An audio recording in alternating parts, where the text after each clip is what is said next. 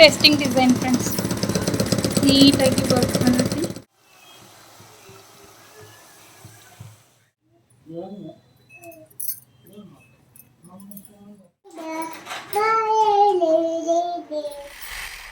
Hi friends, welcome back to my channel. ನಾನು ಲೀಲಾ. ನೀವು ನೋಡ್ತಾ ಇದ್ದೀರಾ Janvi embroidery YouTube channel. Friends, ನಿನ್ನಿಂದ ಮಷಿನ್ ಸ್ಟಾಪ್ ಆಗ್ಬಿಟ್ಟೈತಿ. ಸ್ವಲ್ಪ ಸೆನ್ಸಾರ್ ಪ್ರಾಬ್ಲಮ್ ಏನೋ ಆಗೈತಿ. ಸೊ ನೋಡೋಣ ಏನೇನಾಗ್ತದೆ ಅಂಥೇಳಿ. ಟೆಕ್ನಿಷಿಯನ್ಗೆ ಬರೋಕ್ಕೆ ಹೇಳಿನಿ ಫ್ರೆಂಡ್ಸ್. ಅವ್ರು ಆನ್ ಟೈಮ್ ನಮ್ಮ ಟೈಮಿಗೆ ಬರೋದಿಲ್ಲ ಪಾಪ, ಅವರು ಬ್ಯುಸಿ ಇರ್ತಾರೆ. ಹೀಗಾಗಿ ವರ್ಕ್ ಸ್ಟಾಪ್ ಆಯ್ತು ನಿನ್ನೆಯಿಂದ. ನಾನು ಹಾಕೋ ಧೈರ್ಯ ಮಾಡಿಲ್ಲ ಬ್ಲೌಸಿಗೆ, ಯಾಕಂದ್ರೆ ಹಾಫ್ ಆಗಿ ಮತ್ತು ಪ್ರಾಬ್ಲಮ್ ಆಗಬಾರ್ದು ಅಂತ ಅಂದ್ಕೊಂಡು. ಎಲ್ಲ ಮಷಿನ್ಗೂ ಬರ್ತಾವೆ, ಇವನ್ನೆಲ್ಲ ಸಾಲ್ವ್ ಮಾಡಿ. ಸಣ್ಣ ಪುಟ್ಟ ಇದ್ರೆ ನಾವು ಸಾಲ್ವ್ ಮಾಡ್ಬೋದು, ಬಟ್ ಕೆಲವೊಂದಕ್ಕೆ ಟೆಕ್ನಿಷಿಯನ್ನ ಬರ್ಬೇಕಾಗ್ತತಿ. ನೋಡೋಣ, ಸ್ವಲ್ಪ ಕ್ಲೀನಿಂಗ್ ಮಾಡಿ ಸ್ಟಾರ್ಟ್ ಮಾಡಿ ನೋಡೋಣ ಅಂತ ಸ್ಟಾರ್ಟ್ ಮಾಡಕತ್ತೀವಿ. ಏನೇನಾಗ್ತೈತಿ ಫುಲ್ ಡೇ ಶೇರ್ ಮಾಡ್ತೀನಿ, ಪೂರ್ತಿ ವಿಡಿಯೋ ನೋಡ್ರಿ ಅಂತ ಹೇಳ್ತಾ ಬರೀ ವಿಡಿಯೋನ ಕಂಟಿನ್ಯೂ ಮಾಡೋಣ. ಇವತ್ತು ಟೆಕ್ನಿಷಿಯನ್ ಬರೋದ್ರಿಂದ ಜಾಸ್ತಿ ಕೆಲಸ ಇಟ್ಕೊಳ್ಳೋದು ಬೇಡ ಅಂತೇಳಿ ಈಸಿಯಾಗಿ ಏನಾಗ್ತೈತಿ ಅದನ್ನು ಮಾಡಿಕೊಂಡು ಅವ್ರು ಬರೋಷ್ಟಿಗೆ ಫ್ರೀ ಆಗಬೇಕು ಅಂದ್ಕೊಂಡೆ. ಮಮ್ಮಸ್ ನೀನು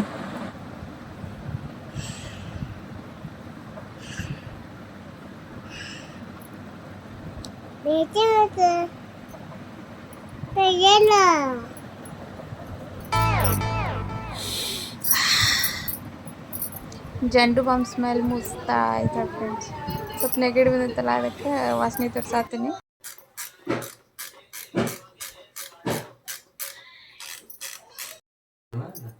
ಯಾರು? ಹಾಂ ಹಾಂ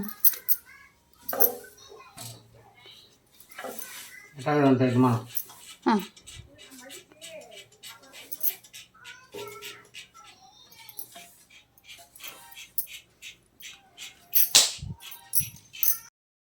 ಫ್ರೆಂಡ್ಸ್, ಈಗ ಹೊಸದಾಗಿ ಥ್ರೆಡ್ ಹೊಣ್ಸಕ್ಕೆ ಸ್ಟಾರ್ಟ್ ಮಾಡೀವಿ.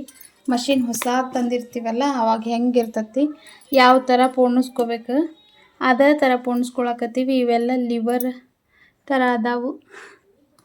ಇಲ್ಲೆಲ್ಲ ನಾವು ಥ್ರೆಡ್ ಹಾಕ್ಕೋತೀವಿ. ನೋಡೋಣ, ಇದು ಒಂದು ಕಡೆಯ ಪ್ರಯತ್ನ. ಏನಾದ್ರು ಥ್ರೆಡ್ ಫೋಣ್ಸೋದ್ರಾಗ ಮಿಸ್ಟೇಕ್ ಆಗೈತನಂತ ಹೇಳಿ ಚೆಕ್ ಮಾಡಿ ನೋಡಕತ್ತೀವಿ. ಇಲ್ಲೆಲ್ಲ ಒಂದೊಂದು ಏನು ಥ್ರೆಡ್ ಅದಾವಲ್ಲ ಇಲ್ಲೇ, ಇವನ್ನೆಲ್ಲನೂ ಇಲ್ಲಿ ಕರೆಕ್ಟಾಗಿ ಪೋಣಿಸ್ಕೋತೀನಿ. ಪೋಣಿಸ್ಕೊಂಡು ಚೆಕ್ ಮಾಡಿ ನೋಡ್ತೀವಿ. ಎಲ್ಲ ಥ್ರೆಡ್ ತೆಗೆದು ನೀಟಾಗಿ ಇನ್ನೊಮ್ಮೆ ಹಾಕ್ಕೊಂಡು ಸ್ಟಾರ್ಟ್ ಮಾಡೀವಿ ಮಷಿನ್. ನೋಡೋಣ, ಇದೆ ಹಳೆ ಡಿಸೈನ್, ಇದನ್ನು ಕಂಟಿನ್ಯೂ ಮಾಡ್ತೀನಿ. ಇಲ್ಲಿ ಇದು ಬಂದ್ ಮಾಡಿದ್ದೆ, ಸೆನ್ಸಾರ್ ಬಂದ್ ಮಾಡಿದ್ದೆ ನಾನು.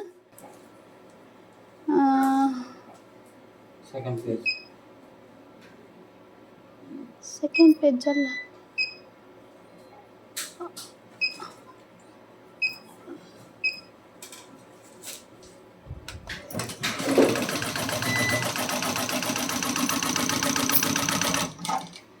ಇಲ್ಲ ಹಂಗೆ ಬರತ್ತ. ಇದೇ ಪ್ರಾಬ್ಲಮ್ ನೋಡಿರಿ ಫ್ರೆಂಡ್ಸ್. ಇದ್ರೊಳಗೆ ಈಗ ಸದ್ಯಕ್ಕೆ ಎಲ್ಲ ನೀಟಾಗಿ ವರ್ಕ್ ಮಾಡ್ತೈತಿ, ಬಟ್ ಏನಂದ್ರೆ ಸ್ವಲ್ಪ ಹೊತ್ತಿಗೆ ಈ ಥರ ತೋರಿಸ್ತೈತಿ. ಸೊ ನೋಡೋಣ, ಟೆಕ್ನಿಷಿಯನ್ ಬರ್ತಾರೆ. ಕರೆಂಟ್ ಒಂದಿಲ್ಲ, ಬೇರೆ ವ್ಯವಸ್ಥೆ ಮಾಡೀವಿ. ಅವ್ರು ಬಂದಮೇಲೆ ಮತ್ತೆ ವಿಡಿಯೋ ಕಂಟಿನ್ಯೂ ಮಾಡ್ತೀನಿ ಫ್ರೆಂಡ್ಸ್. ಮನೆಗೆ ಏನು ಕೆಲಸ ಮಾಡೋಕ್ಕೆ ಕರೆಂಟ ಬೇಕು, ಬಟ್ ಈಗಂತೂ ಮಂತ್ಲಿ 2-3 ಟೈಮ್ಸ್ ತೆಗಿಯಾಕತ್ಬಿಟ್ಟಾರ. 1 ದಿನ ಇಲ್ಲಾಂದರೆ 2 ದಿನ ಈ ಥರ ತೆಗೆದ ಬಿಡ್ತಾರೆ. ಸಂಚನ ಹಾಕೋದೇ ಇಲ್ಲ. ಅಂಥವೆಲ್ಲ ಇದ್ದಾಗ ಕಂಪ್ಲೀಟ್ ವರ್ಕ್ ಸ್ಟಾಪ್ ಆಗಿರ್ತೈತಿ. ಸ್ಟಿಚ್ ಮಾಡೋಕ್ಕಾಗಲ್ಲ, ವರ್ಕ್ ಹಾಕೋಕ್ಕಾಗಲ್ಲ, ಆಮೇಲೆ ಏನು ಮನೇನ ಕೆಲಸನೂ ಮಾಡೋಕ್ಕಾಗಲ್ಲ.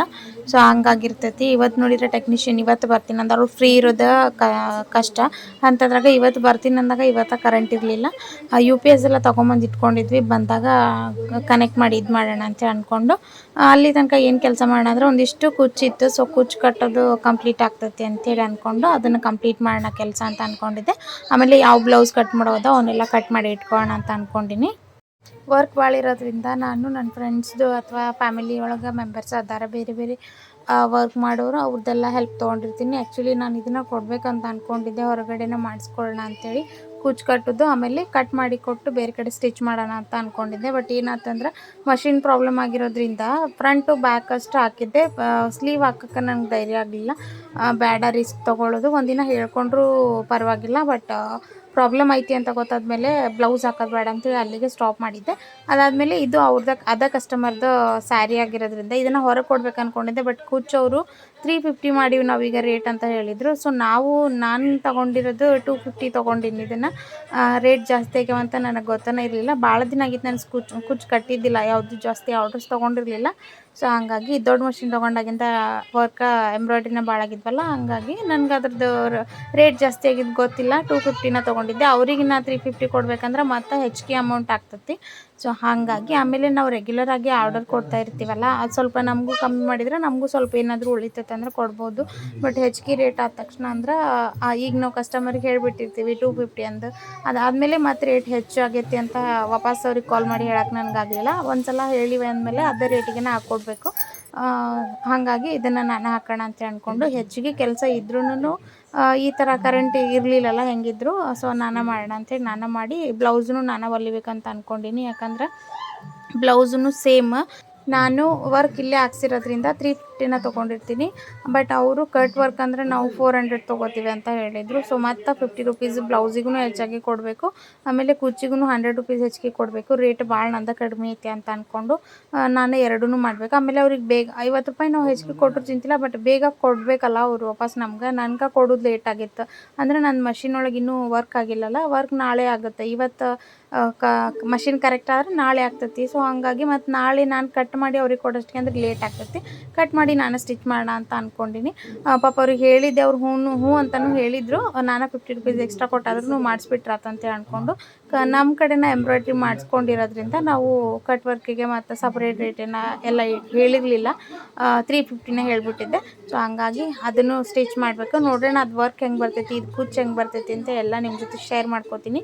ಸಬ್ಸ್ಕ್ರೈಬ್ ಮಾಡಿಕೊಂಡು ವಿಡಿಯೋ ನೋಡಿರಿ, ಅಂದರೆ ನನ್ನ ಎಲ್ಲ ವಿಡಿಯೋನು ನಿಮ್ಗೆ ನೋಟಿಫಿಕೇಷನ್ ಬರ್ತೈತಿ. ಯಾವುದು ವಿಡಿಯೋ ಮಿಸ್ ಆಗಂಗಿಲ್ಲ. ಎಲ್ಲ ವಿಡಿಯೋ ಒಳಗೂ ನಾನು ಈ ಥರದ ವಿಡಿಯೋಸ್ ಹಾಕಿರ್ತೀನಿ. ಎಂಬ್ರಾಯ್ಡ್ರಿ ಆಗಿರ್ಬೋದು, ಕುಚ್ಚು, ಪಿಕೋ, ಪಾಲ್ಸು, ಅದು ಇದು ಏನೇನು ವರ್ಕ್ ಮಾಡ್ತೀನಿ, ಟೈಲರಿಂಗ್ ರಿಲೇಟೆಡು, ಆಮೇಲೆ ಸ್ಯಾರಿ, ಒಟ್ಟು ಸ್ಯಾರಿ ಡೆಕೋರೇಟ್ ಮಾಡಿ ಯಾವ ಥರ ಮಾಡೋದು, ಈ ಥರ ಎಲ್ಲ ವಿಡಿಯೋಸ್ ಹಾಕಿರ್ತೀನಿ. ಯಾವುದು ಮಿಸ್ ಮಾಡ್ಕೋಬೇಡ್ರಿ ಅಂತ ಹೇಳ್ತಾ ಬರೀ ಇವತ್ತು ಕುಚ್ಚು ಹೆಂಗೆ ಕಟ್ಟೋದಾಗ್ತೈತಿ, ಏನೇನು ಮಾಡೋದಾಗ್ತೈತಿ ನೋಡೋಣ. ಇದು ಸ್ಯಾರಿ ಕ್ರೀಮ್ ಕಲರು, ಆಮೇಲೆ ಗೋಲ್ಡ್ ಕಾಪರ್ ಈ ಥರ ಬರುತ್ತಲ್ಲ ಆ ಥರ ಬಂದಿತ್ತು. ಥ್ರೆಡ್ನು ಪರ್ಫೆಕ್ಟಾಗಿ ಸಿಕ್ತು. ಭಾಳ ಸ್ಯಾರಿಗೆ ಕೆಲವೊಮ್ಮೆ ಕರೆಕ್ಟಾಗಿ ಥ್ರೆಡ್ ಸಿಗಂಗಿಲ್ಲ, ಎಂಬ್ರಾಯ್ಡ್ರಿದಾಗಿರ್ಬೋದು ಆಮೇಲೆ ಕುಚ್ಚಿಂದು ಆಗಿರ್ಬೋದು. ಡಬಲ್ ಶೇಡ್ ಇತ್ತಂದ್ರೆ ಸಖತ್ ಕಷ್ಟ ಆಗ್ತೈತಿ ಸೆಲೆಕ್ಟ್ ಮಾಡೋಕ್ಕೆ. ಸೊ ಇದಕ್ಕೆ ಪರ್ಫೆಕ್ಟ್ ಕಲರ್ ಸಿಕ್ಕಿತ್ತು. ಸೊ ಕಟ್ಟಕ್ಕೆ ಸ್ಟಾರ್ಟ್ ಮಾಡಿದೆ. ನಾನು ಉಲ್ಟನ ಮಾರ್ಕ್ ಮಾಡ್ಕೊಂಡಿರ್ತೀನಿ, ಸ್ಯಾರಿ ಉಲ್ಟಾ ಹಾಕಿ ಅಲ್ಲೇ ಮಾರ್ಕ್ ಮಾಡ್ಕೊಂಡಿರ್ತೀನಿ. ಅಂದರೆ ಹಿಂದ್ಗಡೆ ಗಂಟು ಕಟ್ಟಿದ್ದು ಗೊತ್ತಾಗಲ್ಲ, ಕಾಣಲ್ಲ ಅಂತೇಳಿ ಅಂದ್ಕೊಂಡು ಸೂಜಿ ಹೆಲ್ಪಿಂದ ನಾವು ಟ್ಯಾಗ್ ಮಾಡಿದ್ರೆ ಈ ಥರ ಸೂಜಿಯಿಂದ ಟ್ಯಾಗ್ ಮಾಡ್ಬೋದು. ಗಂಟನ್ನು ನಾವೇನು ಸುತ್ತ ಹಾಕಿ ಗಂಟು ಹಾಕ್ತೀವಲ್ಲ, ಬಿಗಿಯಾಗಿ ಇರ್ತೈತಿ, ಭಾಳ ದಿನ ಬರುತ್ತೆ ಕುಚ್ಚು. ಬರೀ ಕೈಲಿ ಹಾಕಿದ್ರೆ ನನಗೇನಷ್ಟು ಫಿಟ್ ಅನಿಸಲ್ಲ, ಆಮೇಲೆ ಜಗ್ಗುವಾಗ ಇದ್ದನಾಗ್ಬಿಡ್ತೈತಿ. ಹಾಗಾಗಿ ಸಣ್ಣ ಸೂಜಿ ಇರ್ತಾವಲ್ಲ ಅದರ ಹೆಲ್ಪಿಂದ ಮಾಡ್ಬೋದು, ಈಸಿಯಾಗಿ ಆಗ್ತದೆ ಅಂತ ಹೇಳ್ಬೋದು. ಕೆಲವೊಂದು ಥ್ರೆಡ್ ಇದ್ರೊಳಗೆ ಭಾಳ ದಿನ ಆತಂದ್ರೆ ಈ ಥರ ಕಟ್ ಆಗ್ತಾ ಇರ್ತೈತಿ. ಮತ್ತು ಉಚ್ಚಿ ಮತ್ತು ಕಟ್ಟಿರ್ತೀನಿ. ಇದ್ರೊಳಗೆ ಒಂದಿಷ್ಟು ಕ್ರೋಶಾದ್ವು ಅದಾವೆ, ಸಿಂಪಲ್ ಡಿಸೈನ್ಸು ಸ್ಟಾರ್ಟ್ ಆಗ್ತಾವೆ. ಆಮೇಲೆ ಬೇಬಿ ಕುಚ್ಚು ಸ್ಟಾರ್ಟ್ ಆಗ್ತಾವೆ. ಬೇಬಿ ಕುಚ್ಚೆಲ್ಲ ಈಗ ಇಲ್ಲಿ 350 ರೇಟು ಸ್ಟಾರ್ಟ್ ಆಗೈತಿ. ಸೊ ನಿಮ್ಮ ಕಡೆ ಯಾವ ಥರ ರೇಟ್ ಐತಿ ಬೇಬಿ ಕುಚ್ಚು ಕಮೆಂಟ್ ಮಾಡಿರಿ ಫ್ರೆಂಡ್ಸ್. ಯಾರ್ಯಾರು ಆಲ್ಮೋಸ್ಟ್ ಅಲ್ಲಿಗ ಮನೆಗೊಬ್ಬರು ಕಟ್ತಾನೆ ಇರ್ತಾರೆ ಕುಚ್ಚು ಅವನ್ನೆಲ್ಲ.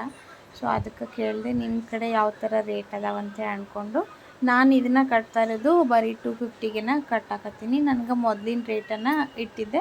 ಆಮೇಲೆ ಕಾಂಬೋ ಆಫರ್ ಎಲ್ಲ ಇತ್ತಂದ್ರೆ ನಾನು ಕಮ್ಮಿ ರೇಟಿಗೆ ಹಾಕ್ಕೊಟ್ಟಿರ್ತೀನಿ. ಕುಚ್ಚೆಲ್ಲ ಯಾವ ಥರ ಅಂದ್ರೆ ಇಲ್ಲೇ ಎಂಬ್ರಾಯ್ಡ್ರಿ ಮಾಡಿಸಿ ಸ್ಟಿಚ್ ಮಾಡಿಸೋದು, ಆಮೇಲೆ ಕುಚ್ಚು ಈ ಥರ ಎಲ್ಲ ಇತ್ತಂದ್ರೆ 250ಗೆ ತೊಗೊತಿದ್ದೆ ನಾನು ಮೊದಲು. ಈಗೂ ಅಷ್ಟೇ ತೊಗೊಳಕತ್ತೀನಿ. ಸೊ ಗೊತ್ತಿಲ್ಲಾರ್ದೆ ಒಂದಿಷ್ಟು ಆರ್ಡರ್ ತೊಗೊಂಡಿನಿ. ಇನ್ನೂ 5 ಸ್ಯಾರಿ ಅದಾವೆ, ಅವು ಆರಾಮಾಗಿ ಕೊಡುವಂಥವು ಅದಾವೆ. ಸೊ ಇದು ಒಂದು ಅರ್ಜೆಂಟ್ ಮದ್ವೆ ಸ್ಯಾರಿ ಇರೋದ್ರಿಂದ ಇದನ್ನು ಮದ್ವೆ ಹುಡುಗಿಯ ಅಕ್ಕಂದಿದ್ದು ಇದ್ರದ್ದು ಬ್ಲೌಸು ವರ್ಕ್ ಮಾಡಾಕತ್ತೀನಿ. ಒಂದು ಕಡೆ ಇವರಿಗೆ ಕುಚ್ಚು ಕಟ್ಟಾಕತ್ತೀನಿ. ಆಲ್ಮೋಸ್ಟ್ ಇವ್ರದ್ದು ಲೇಟಾಗಿ ಡೆಲಿವರಿ ಮಾಡಿದೆ ಫ್ರೆಂಡ್ಸ್. ಪಾಪ ಅವರು ಸಾಯಂಕಾಲ ಬೇಕಂದ್ರೆ ಮಧ್ಯಾಹ್ನ ಬಂದು ತೊಗೊಂಡೋದ್ರು. ಅದು ಬಂದು ಭಾಳ ಲೇಟ್, ಮಷಿನ್ ಪ್ರಾಬ್ಲಮ್ ಆಗಿರೋದ್ರಿಂದ ಆಲ್ಮೋಸ್ಟ್ ಆರ್ಡರ್ಸ್ ಎಲ್ಲ ಲೇಟ್ ಆದವು. 30th ಒಂದು ಮದುವೆ ಐತಿ, ಅದ್ರದ್ದು ಒಂದು 5-6 ಬ್ಲೌಸ್ ಅದಾವೆ. ಅವನ್ನೊಂದು ಕರೆಕ್ಟ್ ಟೈಮಿಗೆ ಡೆಲಿವರಿ ಮಾಡಿಬಿಟ್ರೆ ನನಗೆ ಅಷ್ಟು ಸಾಕು ನಿರಾಳ ಆಗ್ಬಿಡ್ತೈತಿ. ಹೀಗೆ ಪ್ಲ್ಯಾನ್ ಮಾಡ್ಕೊಂಡಿರ್ತೀನಿ ಫ್ರೆಂಡ್ಸ್. ನಾನು ಇವತ್ತು 4 ದಿನ ಇತ್ತಂದ್ರೆ 4 ಬ್ಲೌಸು ಯಾವ್ಯಾವ ಥರ ಸ್ಟಿಚ್ ಮಾಡಬೇಕು, ಯಾವ ಥರ ವರ್ಕ್ ಹಾಕೋಬೇಕು, ಈ ಥರ ಎಲ್ಲ ಪ್ಲ್ಯಾನ್ ಮಾಡ್ಕೊಂಡಿರ್ತೀನಿ. ಬಟ್ ನಡುವೆ ಏನಾಗ್ತದಂದ್ರೆ ಕರೆಂಟ್ ಹೋಗೋದು ಅಥವಾ ಮಷಿನ್ ಏನಾರ ಪ್ರಾಬ್ಲಮ್ ಆಗೋದು, ಈ ಥರ ಏನಾರ ಆಗ್ಬಿಡ್ತಂದ್ರೆ ಎಲ್ಲ ನಮ್ಮದು ಸ್ಕೆಡ್ಯೂಲ್ ಚೇಂಜ್ ಆಗಿಬಿಡ್ತೈತಿ. ನಾವೇನು ಮಾಡ್ಕೊಂಡಿರ್ತೀವಲ್ಲ ಪ್ಲ್ಯಾನ್ ಎಲ್ಲ ಉಲ್ಟಾ ಹೊಡೆದ್ಬಿಡ್ತೈತಿ. ಉಲ್ಟಾ ಹೊಡೆದಾಗ ಹಗಲಿ ರಾತ್ರಿ ಮಾಡಬೇಕಾಗ್ತೈತಿ. ಆಮೇಲೆ ಕುಚ್ಚು ದಾರ ನಾನು ಈ ಥರ ಸ್ವಲ್ಪನೇ ಕಟ್ಕೊಂಡಿರ್ತೀನಿ. ಈಗ 4 ಥರ ಕುಚ್ಚು ಕಟ್ಟಾಕತ್ತೀನಿ. ಒಂದು ಕಲರ್ 4 ಮತ್ತು ಒಂದು ಕಲರ್ 4 ಈ ಥರ.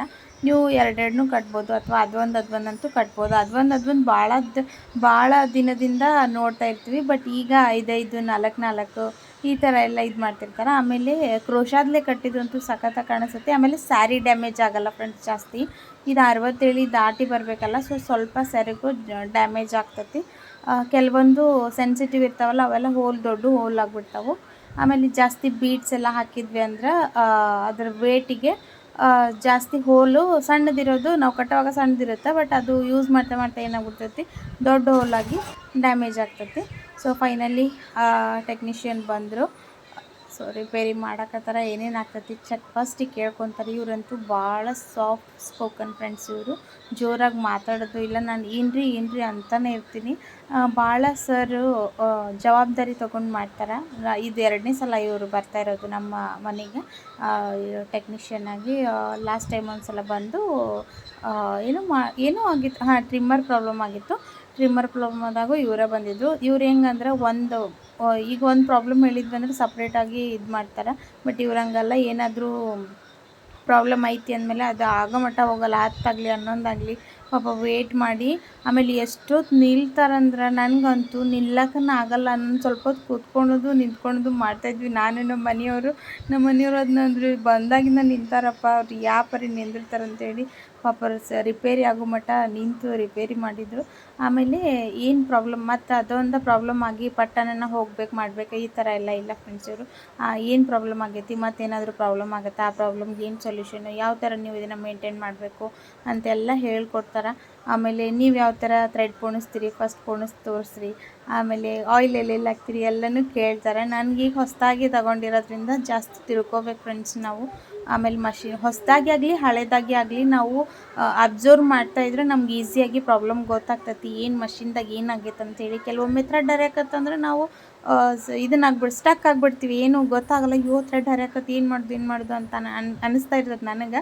ಅದಾದಮೇಲೆ ಕೂಲಾಗಿ ಥಿಂಕ್ ಮಾಡಿದಾಗ ಗೊತ್ತಾಗ್ತೈತಿ. ಎಲ್ಲಾದರೂ ಒಂದು ರೌಂಡ್ ಹೆಚ್ಚಿಗೆ ಹಾಕಿರ್ತೀವಿ, ಕಡಿಮೆ ಹಾಕಿರ್ತೀವಿ. ನಾನು ತಪ್ಪಾಗಿ ತಿಳ್ಕೊಂಡಿರೋದು ಭಾಳ ಪಾಯಿಂಟ್ಸು ಸರು ಕರೆಕ್ಟ್ ಮಾಡಿದರು. ಯಾಕಂದರೆ ವೀಲ್ ಏನಿರುತ್ತಲ್ಲ, ವೀಲ್ಗೆ 2 ರೌಂಡ್ ಈ ಥರ ಎಲ್ಲ ಹಾಕಿದ್ದೆ ನಾನು. ನನಗೆ ಆ ಡೆಮೋ ಒಳಗೆ ಹಂಗೆ ಹೇಳ್ಕೊಟ್ಟಿದ್ರು. ಸೊ ನಾನು ಅದೇ ಥರ ಹಾಕಿದ್ದೆ. ಆ ಥರ ಎಲ್ಲ ಹಾಕಬೇಡ್ರಿ, ವೀಲನ್ನು ಬ್ರೋಕ್ ಆಗಿಬಿಡ್ತೈತಿ, 2 ಪೀಸ್ ಆಗಿಬಿಡ್ತೈತಿ.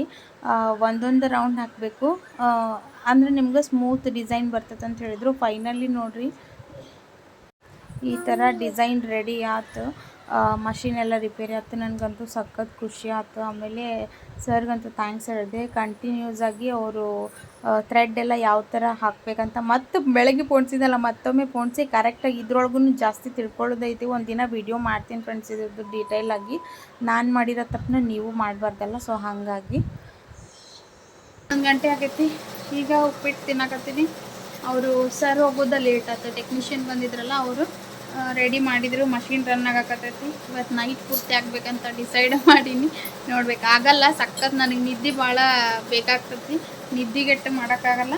ನೋಡೋಣ ಎಷ್ಟಾಗ್ತದೆ ಅಷ್ಟು ಹಾಕೋಣ ಅಂತ ಅಂದ್ಕೊಂಡೀನಿ. ಸರ್ವಿಸು ಪ್ಲಸ್ ಮಷಿನ್ದೇನು ಪ್ರಾಬ್ಲಮ್ ಇತ್ತಲ್ಲ ಅದು ಸೇರಿ ಮಾಡೋದ್ರು. ಸೊ ಹಂಗಾಗಿ ಲೇಟ್ ಆಯ್ತು. ಕುಚ್ಚು ಕಟ್ಟೋದು ಹಾಫ್ ಆಗಿತ್ತು ಫ್ರೆಂಡ್ಸ್, ಇನ್ನೊಂಚೂರು ಮಾಡಬೇಕು. ಸೊ ಇವತ್ತಿನ ಈ ವಿಡಿಯೋ ನಿಮ್ಗೆ ಹೆಂಗೆ ಅನ್ನಿಸ್ತು ಶೇರ್ ಮಾಡಿರಿ, ಕಮೆಂಟ್ ಮಾಡಿರಿ, ಸಬ್ಸ್ಕ್ರೈಬ್ ಮಾಡಿಕೊಂಡು ವಿಡಿಯೋ ನೋಡಿರಿ, ಫ್ರೆಂಡ್ಸ್ ಆ್ಯಂಡ್ ಫ್ಯಾಮಿಲಿಗೆ ಶೇರ್ ಮಾಡಿರಿ. ನಾಳೆ ವಿಡಿಯೋನ ವಾಚ್ ಮಾಡಿರಿ ಫ್ರೆಂಡ್ಸ್. ಯಾವ ಥರ ಮಷಿನ್ದು ಏನೇನು ಆಯಿತು, ಏನೇನು ಮಾಡಿದ್ರಂತ ಎಲ್ಲ ಡೀಟೇಲಾಗಿ ವಿಡಿಯೋ ಮಾಡ್ತೀನಿ. ಸೊ ಇವತ್ತಿನ ವಿಡಿಯೋ ಇಲ್ಲಿಗೆ ಮುಗಿಸ್ತೀನಿ. ನಾಳೆ ಮತ್ತೊಂದು ವಿಡಿಯೋ ಒಳಗೆ ಸಿಗ್ತೀನಿ. Thank you so much. Bye bye. Bye ಮಾಡಿ ಜನ. ಇನ್ನೂ ಮಲ್ಕೊಂಡಿಲ್ಲ, ನಾ ಮಲ್ಕೊಂಡ ಮೇಲೆ ಮಲ್ಕೋತಾಳ. Bye friends.